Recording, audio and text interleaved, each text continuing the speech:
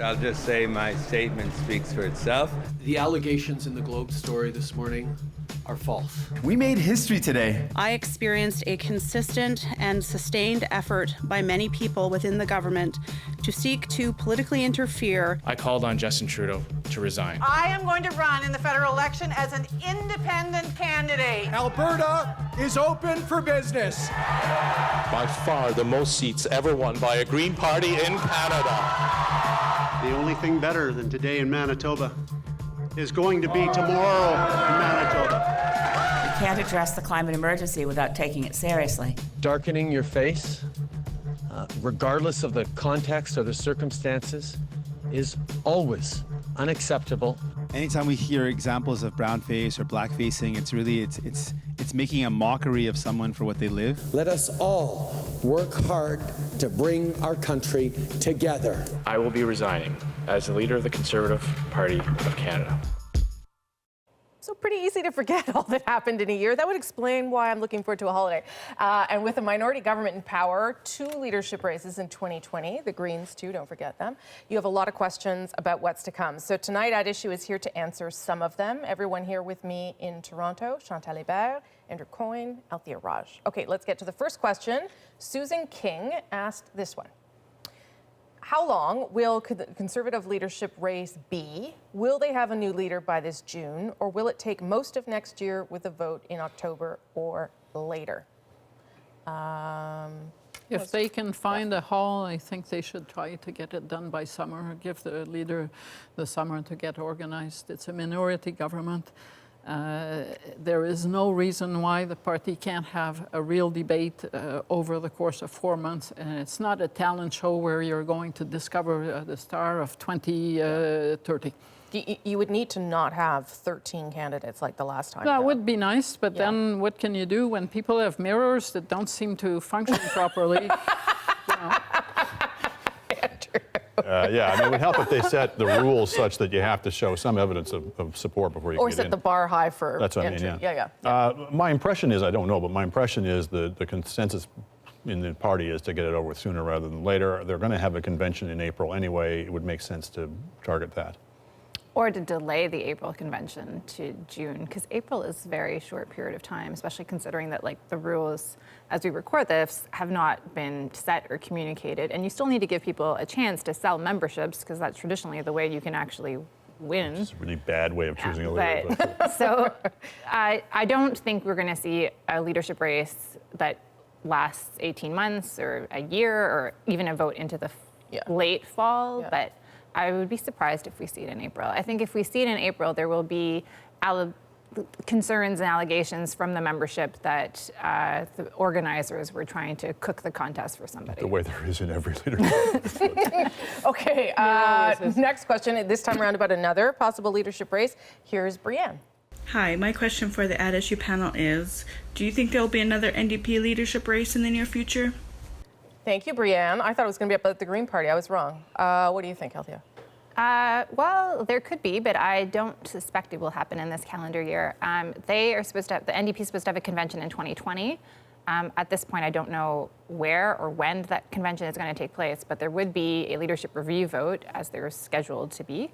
And then I just don't see, he won with overwhelming support on a first ballot. So it's not the same thing. He wasn't like a coalition candidate like Mr. Scheer was. There are definitely people, especially on the Quebec side of the party, who were very disappointed and who feel like Mr. Singh dancing on election night was like dancing on people's graves. He did lose 20 seats. He's one person left in Quebec, that it was really tone deaf of him. And there's definitely a movement in the party to get rid of him, but I don't see that happening imminently. But it was objectively a terrible result for the party. He is the same leader who was such a stumblebum before the election. He had one good week during the election, but basically saved their bacon. I could imagine people in the party saying, are we actually going to make any headway with this guy's leader, or should we be thinking elsewhere? But I don't feel it, though. I don't see it. I don't feel it. Not right now, anyway. But that is not a good sign. It's not a sign of a healthy party. It's exhaustion. You would have such a terrible result, wiped out in Atlantic Canada, one seat in Quebec, wiped out of the GTA, and you would walk around as if you'd actually done something. This has set the party back to when Alexa McDonough took it on. And I'm not sure that there's even an effort to think about how you come back from this. It sounds like Mr. Singh sounds like he still thinks that he won a big victory. Oh, no, totally. I mean, but they feel like he won. Like he won like Jack Harris's seat in Newfoundland. Jack Harris won his seat in Newfoundland. Absolutely. No doubt about that. But what the scenarios that they were thinking of, this is a good, not so bad case scenario. No, but you can't be in a minority government walking around like not so bad is giving you all this power. Well, maybe they're just going back to what the traditional NDP role was. Like one of the problems with Thomas Mulcair's 2015 campaign was that New Democrats were really upset that they ran a campaign that was like a liberal campaign. Too centrist, yeah. They were upset that they had betrayed their values and gotten outdone on like that should have been their campaign. But you don't sense that. They're like happy. Last comment. By falling to fourth place. Well, you should ask them that. And being an echo of the Bloc Québécois. I look at Alexandre Boulris, the only MP left in Quebec. He started off in the official opposition. Yep. Then he was in the second opposition. Now he's in the third opposition, and one calls that progress and going back to one's roots. Yes, like going back to your grave. He hasn't quit, though. Okay, we got lots more questions about climate change and climate plans. Hi, my question for the At Issue panel is around the climate crisis and the role that the Green Party might possibly play, especially in light of Elizabeth May stepping away from the leadership position. I don't know where Kate is, but it's beautiful. What do you think? Does the Green Party have any ability to influence anything here? At present, no. I mean, there are only a few seats, and the Liberals can get the support of any one of two or three other parties and still govern.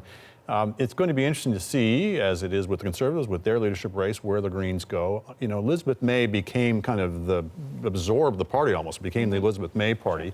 And under them, frankly, from my perspective, became a much less interesting party. They used to be quite a heterodox, unpredictable ideological mix. She basically just took them to the left of the NDP and left them there. And in the end, didn't actually advance their cause very well in this election. They won the 3 seats, but they were back in the popular vote to where they were, I think it was 2008. So that'll be interesting to see is what is the Green Party, especially when the Liberals have sort of taken so much of their clothing on this issue. What is the Green Party in 2019, 2020? Now that climate change has strong legs in the ballot box, the main parties, and I wouldn't be surprised to see the Conservatives move in that direction, are restarting to own the issue. And that's not good news for the Green Party. No. Because at this point, for as long as it was kind of an important issue, but not the issue that actually drives votes, they owned it. But I think after this election, this was a crucial election for the Green Party, if not for climate, and they missed that turn to become a stronger voice going forward. I don't think the main parties are going to let climate change become again the issue of a third party. Well, it seemed like Elizabeth May attracted attention for these very lofty goals, but the Liberals did a pretty good job of saying, but are they doable? And people chose doable rather than, you know. Well, I think people chose Liberal because they didn't want Conservative, frankly. And you had Andrew Scheer saying he was going to have a majority government. Yeah. Elizabeth, the question was about the policy. Yeah. And I think Green Party members care more about the policy than they care about the electoral successes of their party. And for them, losing Elizabeth May, because she's immensely popular within many sectors in the Green Party, means that you're losing that very strong voice who was the voice of accountability. She was the one holding press conferences, holding the Liberals' feet to the fire on this issue. I do think Janica Atwin, for example, the MP in New Brunswick, has the potential of replacing Elizabeth May as that voice. But as Andrew said, they have 3 seats. They can't change the discussion. And as Chantal rightly pointed out, other parties are taking the mantle and running with it. Okay, we're going to do one more quick one on climate. Here's Evan. My question for the At Issue panel is, with climate change being a major issue, how will the Conservative Party of Canada balance climate action with the interests of Western Canadian voters? Okay, I think I only have a minute, but that's sort of what we're talking about. How do they get to a place where they're... It's a very good question, and I think the answer is they're going to have to be prepared to spend some of the capital they've got in Western Canada. They own Western Canada. They've owned it since the 1950s. They're racking up 80% majorities in Alberta. They can afford, frankly, to lose a few votes in Alberta by being a little less pure on this issue and finding some way to straddle and reach out to voters in central Canada who are more concerned about this issue. That's going to be very tricky. But they don't have a choice because long after Justin Trudeau will be gone, climate change will be a live and major issue. It's not going away. Right. It's not a fad that's going to just pass. So, and Alberta itself is going to have to come to terms with that reality, which is not driven by a federal government in Ottawa or a Quebec government that doesn't like pipeline, but by a global reality. The world is taking steps that are not conducive to the status quo in the prairies. What do you think, Althea? I agree with Andrew. I think that there are some people who feel very strongly about this issue, and the only party they would have to go to is Max Bernier's party that's like in a coma. Many Westerners want to see the Conservative Party win. And even if they don't actually even themselves believe that humans cause climate change, they will be willing to take actions because they feel that the electorate that they're chasing believes that it does, and they need to show something to address it. I also think that there's just like the business community is moving in that. I mean, we've been saying that for a decade, but it's true. And when you're looking at the conversation south of the border, like it's people on the right that are pushing for a price on carbon. And so I think that will be a very interesting part of the Conservative leadership race. Okay, we're going to leave it there for now. At Issue, we'll be back with more of your questions right after this break. It may not be the sexy topic, however, it's an issue that will impact us on numerous levels. That question and hopefully an answer coming up on The National. Welcome back to At Issue, the holiday edition. We've been answering your questions about the upcoming year, or just any question you have, really. Chantal, Andrew, and Althea all back for one more round. Here's Teresa in Winnipeg. During the lead up to the last election, there was little focus on the aging population and what that actually means to Canadians. Why do you think this was not addressed by any of the parties? It's a good question. We talk about the aging population like every once in a while and sort of panic about it. Yeah, and then panic about it, and then we don't really talk about it during elections. Because it's a long way away, or it seems like it, in terms of the peak of the aging of the population. It's one of those things that has huge implications in terms of the costs involved, which are in the trillions of dollars, in terms of the reduction in the number of people working age to pay all those costs. But we don't like in democracies to deal with things until we absolutely have to. The unfortunate thing is if we got started now in making the kinds of policy changes we need to raise national productivity, to have a higher growth rate so we can have the revenues to pay for all those costs in the future, we'd be okay. If we wait 10, 20, 30 years to deal with it, we're going to be in a crisis. And particularly at the provincial level, some of the projections for the provincial debt levels are frightening. We're talking about provinces potentially reneging on their debts. This is serious stuff. Can I also suggest it's because we know that older people vote, and so we don't need to talk about things that affect them as much? Is that possible? It's like, not I know that's cynical, them, but it's affecting yes, us. Yeah, but it's hard for us to relate, right? Yes, but no, not really. It's the aging of the population is not the biggest concern of older voters. Well, not younger ones either, though. No, but it should be of concern to the youngest ones, because they're the ones paying it. It's not the older voters. I'm fine, thank you. I'm headed for you know where, and you get not stuck, right away. You get stuck with the labor shortages. Yeah. The fact that there aren't enough taxpayers to make ends meet. All this, we are already there. So it's a major public policy issue, but I don't think it's a ballot box issue in the sense that here's my plan, vote for me. Yeah, yeah. But it should be. My gut response is nobody has a really good answer. But I think that's actually unfair. We've seen the Liberals talk about their float a potential plan to address the aging population, which is to boost immigration significantly. Yeah. They know that's a vulnerability because immigration became a vulnerability. So the election campaign was a time to talk about things that fit like on a bumper sticker and to talk about things in a way that could be wedged.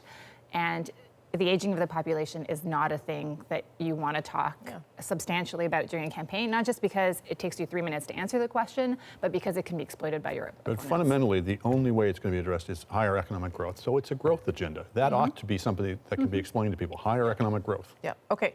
Last question. It's Sean McKinley and a couple others also asked this one. Hi panel, my name is Sean McKinley. I'm an expat teacher in Beijing, China. And my question for you is, for the new minority government that the Liberals now have, what will be the first major thing, like electoral reform last time with their majority, that they had to completely get rid of out of their platform?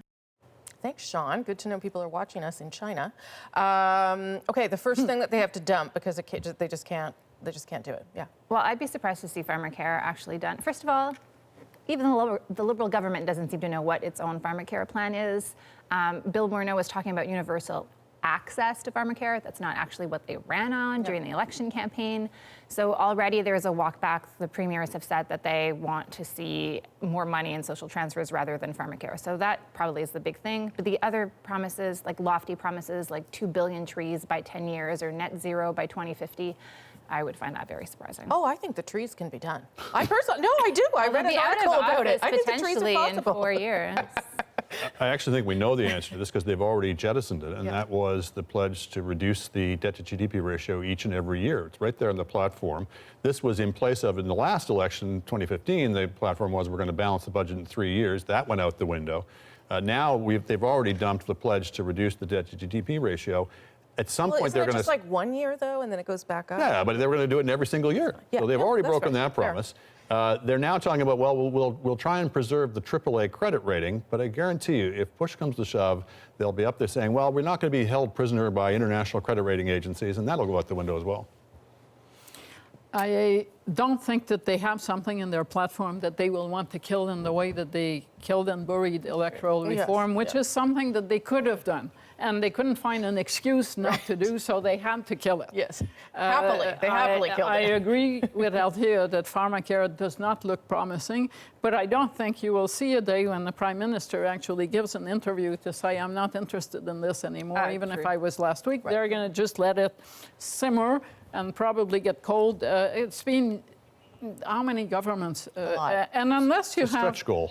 Yes, and if you don't have provincial, to be fair to the Liberals, if you don't have provincial buy-in, it's not going to happen. They're not going to stand up one morning and say, we're taking this over and doing it from Ottawa. They can't afford it, and they can't really do it. So they might have an easy out, as it turns out. Well, you know, you just let it... Just let it go away. But the trees are happening, I swear. I'm going to put $10 on it. Rosie's going to be planting trees. Maybe. Thanks, everyone. Keep sending us your questions anytime. We always want to hear from you. Before we go, be sure to subscribe to At Issue, the podcast. Look for it on iTunes, any major podcast app, our website, cbcnews.ca/thenational.